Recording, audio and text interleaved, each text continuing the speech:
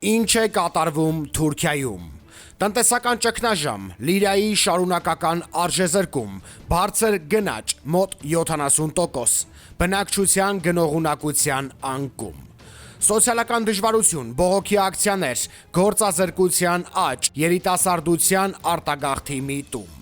ներքաղաքական լարվածություն, Ստամբուլի քաղաքապետ Էքրեմ Իմամօղլուի ձերբակալությունը բողոքի ալիք է բարձրացրել ամբողջ Թուրքիայում։ Էրդողանի վարչակազմը փորձում է ճնշել ուժային մեթոդներով։ Ստամբուլում եւ այլ քաղաքներում բողոքի ակցիաները չեն դադարում։ Փողոցները լի են ոստիկաններով։ Փակ են Թաքսիմ հրապարակը եւ մետրոյի մի քանի կայարաններ։ Իշխանությունները ձերբակալում են ոչ միայն ընդդիմադիր գործիչներին, այլ նրանց աջակիցներին, լրագրողներին եւ բիզնեսմեններին, մեղադրելով ստվերային եկամուտների եւ ահաբեկչական կապերի մեջ։ Խորհրդարանում նույնպես իրավիճակը լարված է։ Իշխող եւ ընդդիմադիր կուսակցությունների падգամավորների լեզվակռիվը վերածվել է ծեծկրտուքի։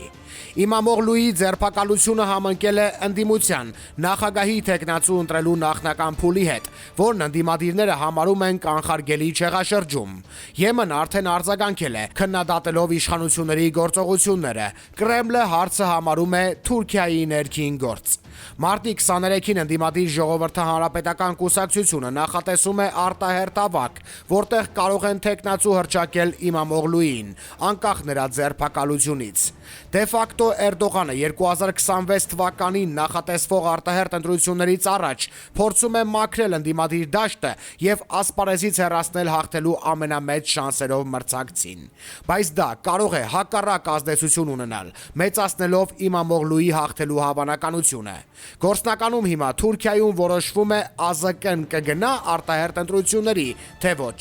Հետգրություն, նման իրավիճակում Էրդողանի վարչակազմը չի կարող Ադրբեջանին աջակցել նոր ռազմական արկածախնդրություններում, որքան Թուրքիան լինի անկայուն, այնքան Ադրբեջանը կզգուշանա լայնածավալ պատերազմի դիմել։ Գրել է Գևորգ Զաքարյանը Facebook-յան իր էջում։ Ինչու վատնել ձեր ժամանակը կամ Միացյալ Նահանգների ժամանակը։ Ինչու ես պետք է գամ նախագահի մոտ եւ առաջարկեմ, որ մենք կարող ենք ինչ-որ բան ավարտել երկխոսության միջոցով, իսկ հետո չկարողանանք դա անել։ Դա վատ քաղաքական ռազմավարություն է։ Եթե ես չմասնակցեմ այդ գործընթացին, գնահատական տամ, հետո նախագահին ասեմ, որ երկխոսության միջոցով կարող ենք արդյունքի հասնել, միայն այդ դեպքում մասնակցությունը իմաստ կունենա։ Այդ հաշվարկները կիրառելի են ոչ միայն Իրանի,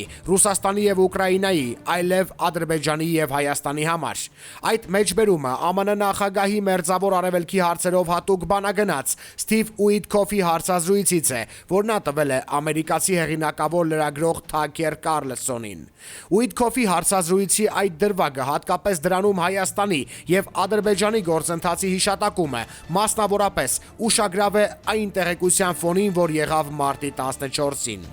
Մարտի 14-ին Ուիտքոֆը մեկնել էր Մոսկվա եւ բանակցել Ռուսաստանի Դաշնության նախագահ Պուտինի հետ Թրամփ-Պուտին հեռախոսազրույցի նախապատրաստման եւ ռուս-ամերիկյան երկխոսության համատեքստում։ Մոսկվայից Ուիտքոֆի օթանավը մեկնել էր Բաքու եւ մի քանի ժամ անցկացրել այնտեղ։ Իհարկե, պաշտոնական հանդիպումների մասին չի եղել խոսք, նաեւ չի եղել արտահոսք ոչ պաշտոնական հանդիպումների կամ շփումների մասին, բայց հարց է առաջանում, թե այդ դեպքում ինչի համար էր Ուիտքոֆը Մոսկվայից մեկնել Բաքու։ Իհարկե, եղավ այսպես ասած բացատրություն, ընդ որում դարձյալ ոչ պաշտոնական, որ Ուիտքոֆի օթանավը Մոսկվայից հեռանալիս Բաքու է մեկնել լիցքավորվելու եւ տեխնիկական սպասարկման նպատակով։ Սակայն եթե այդ նպատակով նա մարտի 14-ին Մոսկվայից մեկնել էր Բաքու, այդ դեպքում ինչու նույնը չէր եղել երկու շաբաթ առաջ, երբ նույն Ուիտքոֆը դարձյալ մեկնել էր Մոսկվա եւ բանակցել ռուսական կողմի հետ։ Ինչու այդ ժամանակ էլ նրա օթանավը լիցքավորման կամ տեխնիկական սպասարկման համար չէր մեկնել Բաքու։ Իհարկե, որևէ կերպ կասկածի տակ չեմ դնում, որ Բաքվում օթանավը լիցքավորվել է,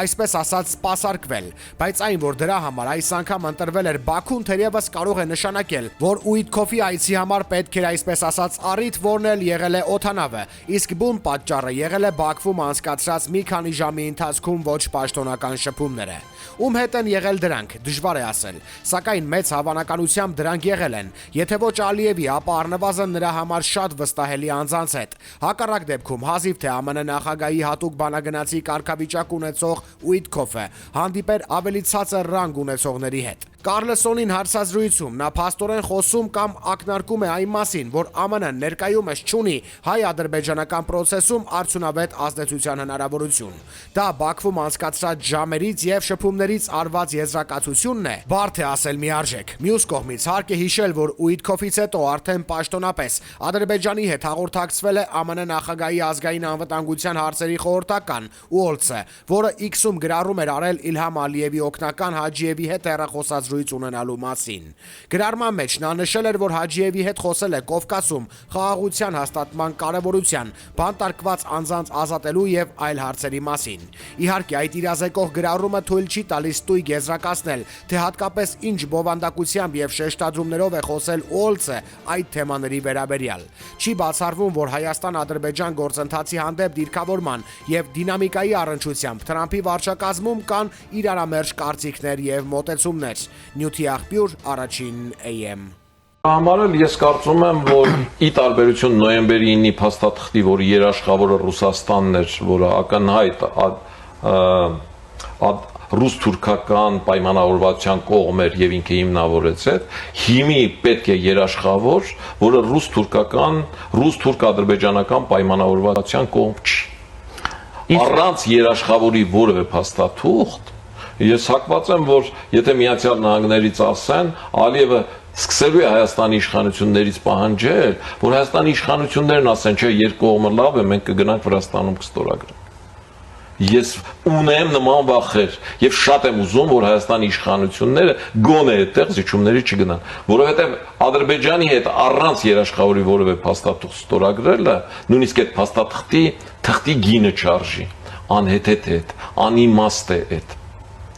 Դրա համար գտնում եմ, որ այդ երաշխավորը կարող է լինել միայն Միացյալ Նահանգները։ Ընդհանրապես այս տարածաշրջանում խաղաղության երաշխավոր կարող է լինել միայն Միացյալ Նահանգները։ Ռուսաստանը չի կարող։ Եվրոպան իր ամբողջության մեջ չի կարող զսպել Թուրքիային ու Ադրբեջանին։ Միացյալ Նահանգները նույն Բայդենի իշխանության ժամանակ կարողացել է զսպող օղակը դառնալ։ Թրամփի իշխանությունը կարողանալու է։ Այո, կարծում եմ կարողանալու է, որտեղ կցանկանա։ Իհարկե կցանկանա։ Իհարկե կցանկանա։ Նորից եմ կրկնում, որ Թրամփին պետք է փաստաթուղթ, որի վրա գրված է խաղաղության համաձայնագիր։ Ինքը եկել է ասելով, որ ես գալիս եմ երկիր մոլորակի վրա խաղաղություն հաստատելու։ Եվ եթե չի ստացվում Ուկրաինայում, կարող է ստացվել Հարավային Կովկասում շատ ավելի։ Ինքը համարում է, որ Ուկրաինայում կստացվի, բայց դա կստացվի 1 տարի հետո, իսկ Հարավային Կովկասում արդեն 17 կետը համաձայնեցված, իրեն հիմա է պետք։ Ուոլցի հեռախոսազանգը Հաջիևին դրա արտացոլումն է ցես։ Միանշանակ, ես համոզված եմ, բացարձակ կասկած չունեմ ու հակառակը համոզել անհնարին է։ Այսինքն